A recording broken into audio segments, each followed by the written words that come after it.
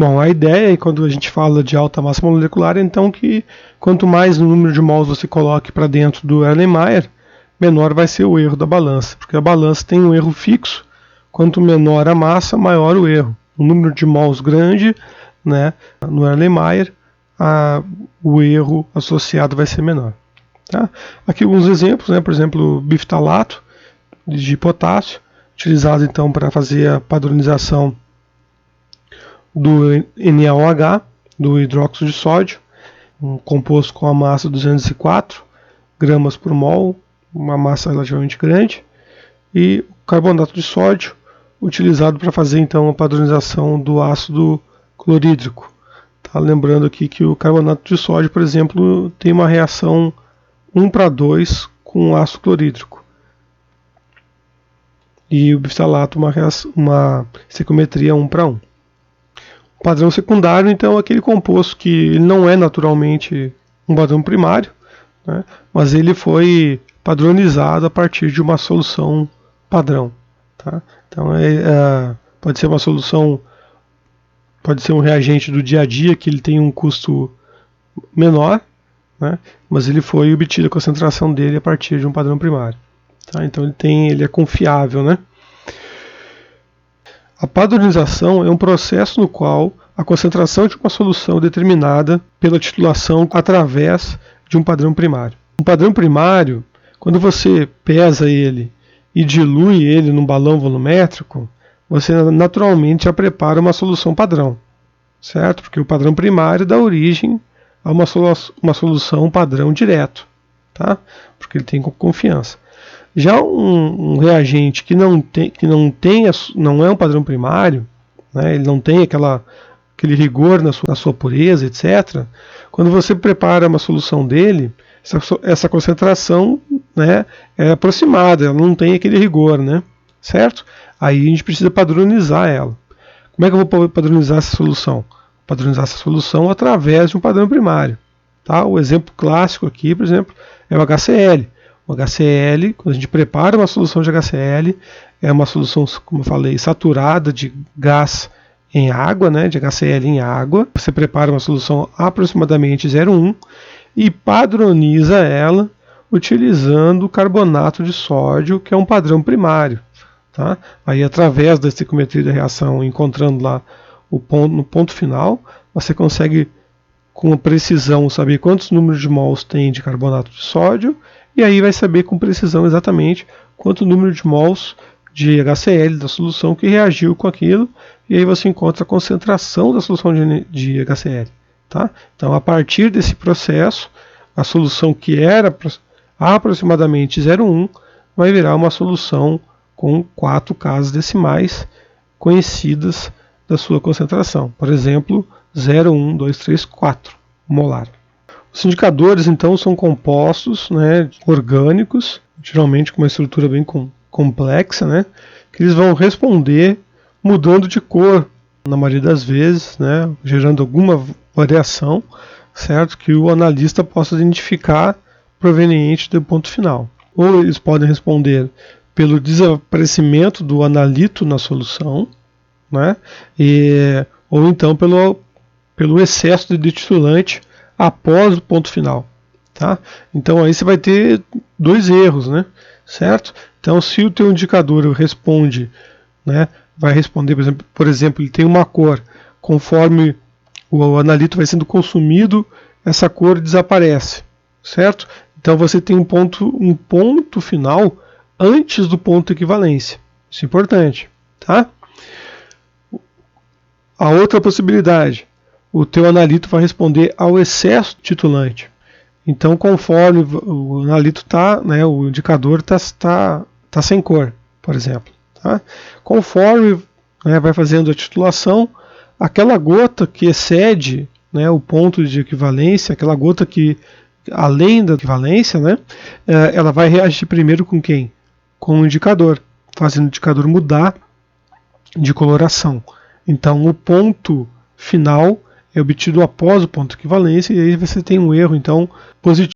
Então, nas titulações aqui de neutralização, os indicadores utilizados vão ser então compostos que apresentam cor em função do pH, né? O que é o pH? Então, o pH menos log da concentração de H+, ele vai ser então indicativo de aonde vai ser, de forma indireta, né, onde vai ocorrer o ponto de equivalência, certo? Então, um ácido forte com uma base forte, né, vai ocorrer o ponto de equivalência em pH neutro, certo?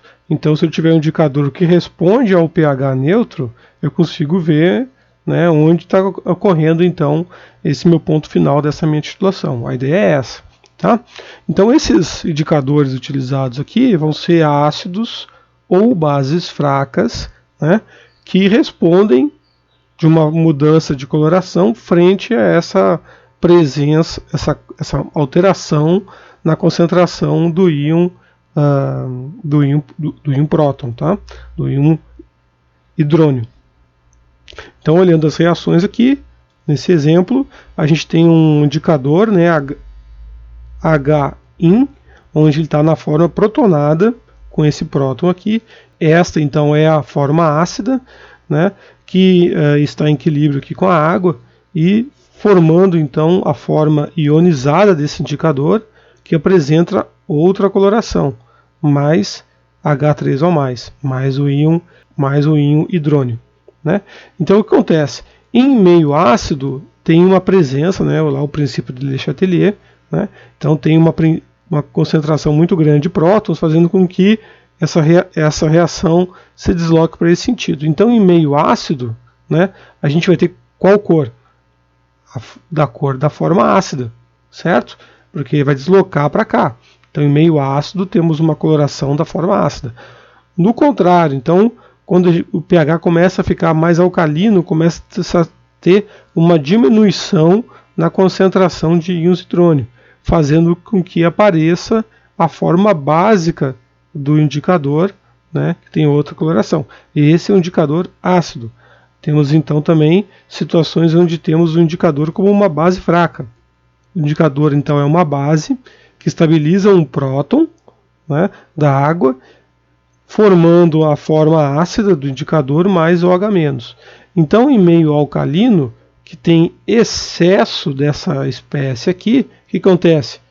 Predomina essa coloração, tá? Predomina ele na forma básica.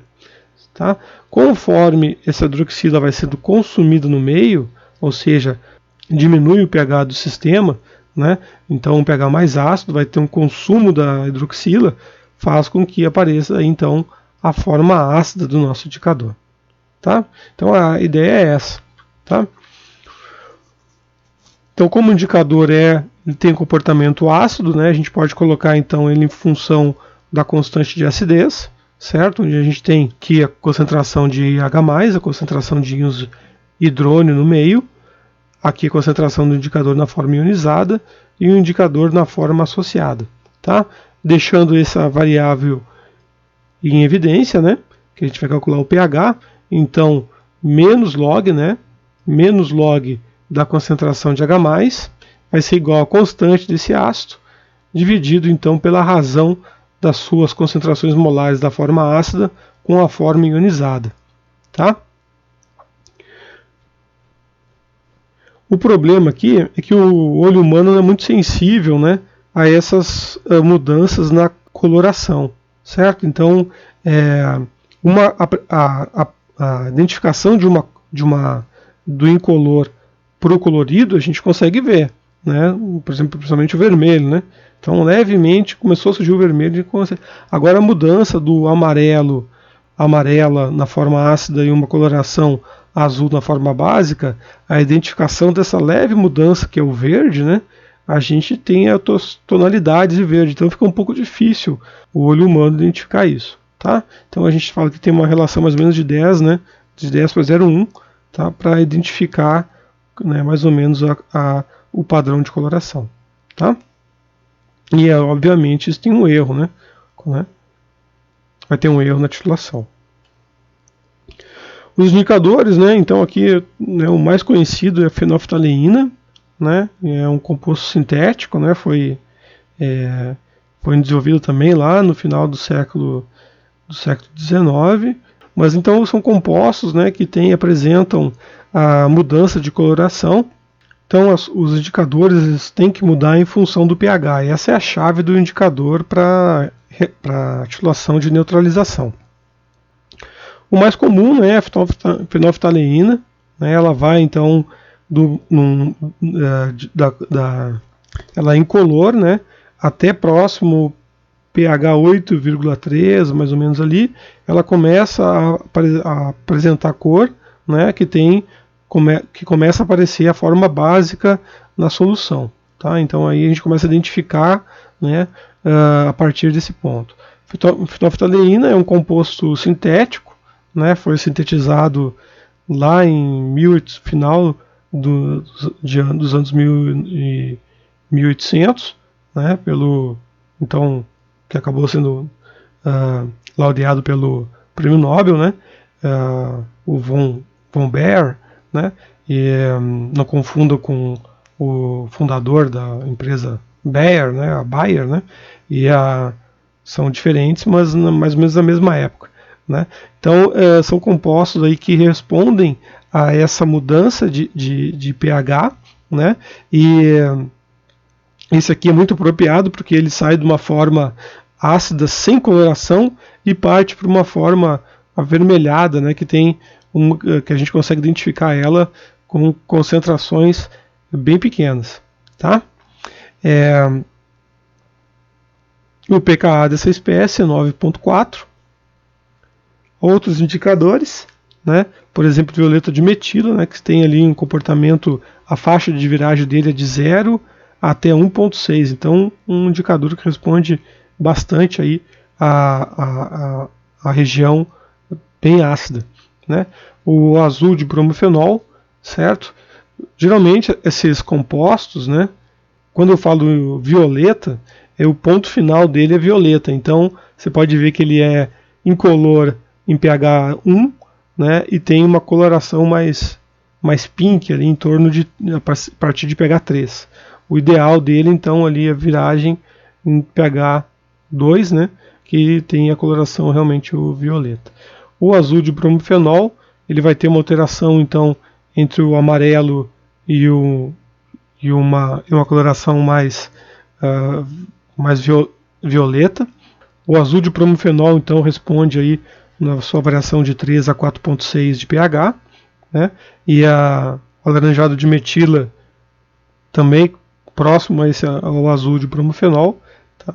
E o verde bromocresol, ele vai ter então uma coloração, você pode ver que ele é até pH 4 ele é amarelado, depois de pH 6 ele é azul, então o ponto ali de mudança dele é em torno de 5, né, 4 alguma coisa, que ele fica levemente verde. E aí dessa faixa entre 4 e 6, ele vai apresentar várias tonalidades, eu diria que até infinitas tonalidades de verde, né? Então se você tiver pequenas gotículas, você vai ver que uma mudança muito leve na tonalidade desse verde, certo?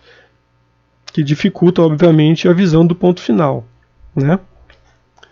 Aqui no azul de bromotimol, a gente já começa a ter indicadores que alteram seu valor de pH, seu valor de viragem para a faixa de pH mais neutra, certo? Então aí, inclusive a fenolftaleína, na faixa de 8 alguma coisa, tá? Já a timolftaleína já vai lá para a faixa do mais alcalina, viragens em torno de 10. Então, quando a gente vai fazer a titulação de uma amostra contendo ácido, o analito vai ser o íon hidrônio, certo? O íon hidrônio, né, proveniente, por exemplo, de um ácido forte, o ácido forte vai se dissociar completamente, né, e vai então produzir o íon hidrônio em solução. Tá? Lembrando que a água também produz o íon hidrônio, né? Pelo K'W da água a gente viu que o íon hidrônio é produzido, né, justamente com a hidroxila pela dissociação da água. Quando a amostra não é muito diluída em termos de ácido, né, ocorre que essa contribuição do íon hidrônio proveniente da água é muito pequena, porque como a própria amostra produz íons hidrônio, ocorre uma supressão da ionização da água, certo? De modo que, então, para cálculos, né, envolvendo concentrações da amostra acima de 1 vezes 10 na menos 6, ou seja, né, 0,000001 molar, ou seja, as concentrações acima disso, certo? A gente considera que a contribuição do hidrônio para a solução é totalmente proveniente da ionização do ácido forte. Tá? Então desconsidera a contribuição do íon hidrônio proveniente da água. A mesma coisa vale para as bases. Quando nós temos aqui uma base forte, onde ela está totalmente dissociada, né, para soluções de concentração acima do que 1 vezes 10 na menos 6 molar, a gente também desconsidera a contribuição da água, do solvente, né, do meio aquoso, na produção de íons hidroxila. Ou seja, toda a concentração de hidroxila é proveniente da concentração de NaOH que foi adicionada ao meio. Tá? Então aqui, né, vamos ver agora como é que se comportam os cálculos envolvendo as titulações ácidos e bases, certo? Primeiro a gente vai fazer então 4 situações, certo?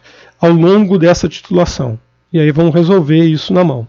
Então a primeira coisa, né, é como se comporta a minha amostra antes de receber o titulante. Tá? Então no início, primeira situação, no início sem nenhuma adição de titulante. Tá? Segunda situação, foi adicionado um volume do titulante na amostra, mas ainda não se chegou no ponto de equivalência. Então, né, vamos ver como se comporta antes do ponto de equivalência o meu sistema. A terceira situação é exatamente no ponto de equivalência. E a última, após o ponto de equivalência. Então, se colocou um excesso do titulante. Tá? E vamos ver então como é que se comporta isso. Bom, primeira coisa que tem que pensar, né, em relação ao KW, tá? Que é então a constante de dissociação da água. Tá? A partir dessa constante, nós temos então que pH mais o pOH é igual a 14.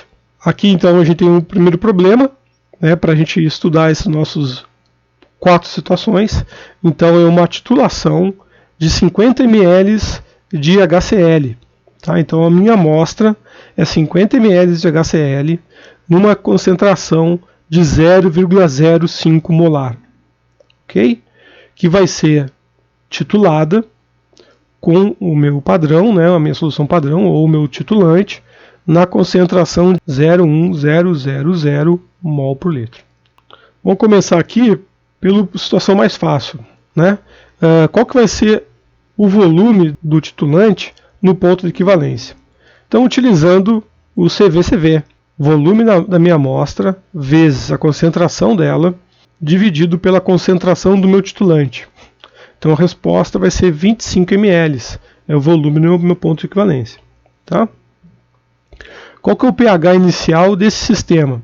pH é igual ao menos log da concentração do hidrônio, ou seja, menos log da concentração de HCl, porque o HCl está totalmente dissociado na forma de íon hidrônio e cloreto.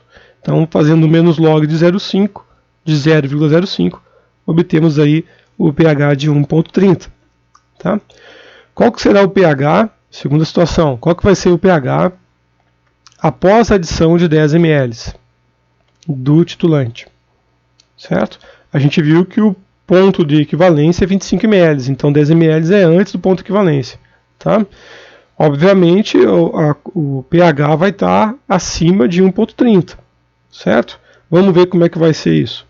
Então vamos ter que calcular qual que é a concentração do HCl para saber então qual que é o pH proveniente disso. Então primeiro a gente calcula o número de mols que existem no meu volume original da minha amostra. Tá? Então, e esse número de HCl, esse número de mols de HCl vai ser consumido pela adição do titulante. Então começamos a 50 ml da minha amostra vezes a minha concentração, certo? Menos, então tudo isso aqui é da amostra, menos o volume, o número de mols adicionado do titulante, que é igual a 10 ml do titulante, vezes a concentração do titulante. tudo isso aqui dividido por VT, né? O que é VT? Agora VT vai ser o meu volume total da minha solução. Então o volume total foi os 50 ml que tinha da amostra, mais 10 do titulante, certo? Aí nós achamos então, fazendo as contas aqui, menos log de 2,5, vezes 10 a menos 2, achamos o pH de 1,6. Tá? Então o pH obviamente está subindo, né? Qual que vai ser o pH no ponto de equivalência? Bom, nesse caso, né, que é um ácido forte com uma base forte, no ponto de equivalência as concentrações tanto de OH quanto de H3O+, são iguais, certo? Se elas são iguais, nada mais é, né, do que colocar aqui, então, se esse igual a esse, vai ser 2 aqui, né? Então, se esse é igual a esse, a gente vai ter a quadrática, o quadrático vai para lá, e nós temos então a raiz quadrada do KW, que vai ser então 1 vezes 10 a menos 7, e obviamente então o pH é 7, certo? Por isso então que a ponto de equivalência de ácido forte com base forte sempre vai ser 7. O próximo ponto, qual que é o pH após a adição de 25,10 ml de NaOH? Bom, nós temos um excesso, né, de 0,1 ml. Bom, vocês podem ver aqui que a gente alterou, né, em vez de concentração do HCl, agora colocou concentração do NaOH. Por quê? Porque o HCl já desapareceu, já foi consumido. Tá? Nós vamos colocar a concentração do NaOH, que é aquela que está em excesso. Então o que vai ser? Vai ser o número de mols do excesso, né? Certo? O que é o número de mols? Volume vezes concentração, volume do excesso, concentração do titulante, né? Menos aquilo que foi consumido pela amostra, tá?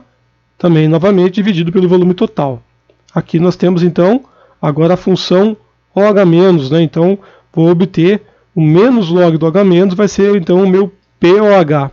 Lembra de subtrair para obter o pH. A pergunta é qual que é o pH, né? Então, o pH é 14 menos pOH. Então, após a adição de 0,10 ml, 0,10 ml corresponde aproximadamente a 2 gotas, tá? Cada gota, geralmente, né, corresponde a 0,05 ml, tá? Aproximadamente, então, 1 ml tem 20 gotas, certo? Então, 2 gotas a mais fazem o pH saltar aí de 7 para 10, tá? Então tem um salto e aí, consequentemente, naquela gota extra, você vai ver aí a alteração, se usar o indicador fenolftaleína, né, a mudança da coloração. Qual que é o efeito da concentração do titulante ou da amostra no valor de pH? Bom, a gente utiliza essas titulações aproximadamente aí, titulantes com 0,1, né, 0,05, né? Se a gente for diluir muito o meu titulante, né, vai ter uma variação no pH muito pequena. Apresentamos aqui o volume de NaOH. Nessa situação, qual que é o pH proveniente da titulação do HCl? Né, as duas colunas ambos têm o mesmo volume da amostra. Uma tem uma concentração de 0,05, certo? E a outra contém, então, uma concentração 100 vezes mais diluída da amostra, né, e do titulante. Vamos ver como é que se comporta. Então, aqui a gente obteve, né, que o ponto de equivalência, então, as duas, como tem a proporção é mantida, as duas situações, o ponto de equivalência é em 25 ml, correto?